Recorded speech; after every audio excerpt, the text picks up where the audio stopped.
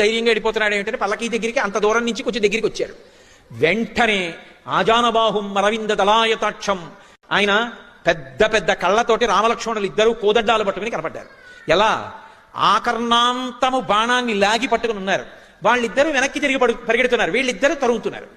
అలా చాలా దూరం వెళ్ళిపోతున్నారు. కానీ వాళ్ళు మధ్య మధ్యలో వెనక్కి చూడటం, ఎందుకంటే బాణం వదిలేశారు కానీ ఇంత అందంగా ఉన్నారు ఏంట్రా అని చూశారు. చూసి పారిపోయారు. మర్నాడు పోతున్న త్యాగరాజస్వామి అలాగో ఆలస్యం అయిపోయింది, చెట్టు కింద పడుకుందాను రా, చెట్టు కింద పడుకుని అనుష్ఠానం చేసుకుంటున్నారు. ఆ దొంగలు ఇద్దరు మళ్ళీ వచ్చారు.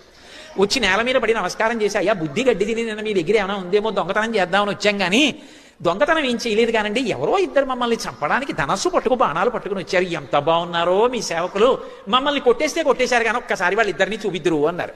త్యాగరాజస్వామి దొంగల పాదాల మీద పడ్డారు. ఒరే మీరు అదృష్టవంతులు రా, మీకు దర్శనం అయింది, నాకు అవలేదురా. ఇంకా తన భక్తుడిని నమ్ముకున్న వాడిని రక్షించడానికి అంత కిందకు వచ్చేస్తాడు ఆయన. అందుకే వీరరాఘవ విజయరాఘవ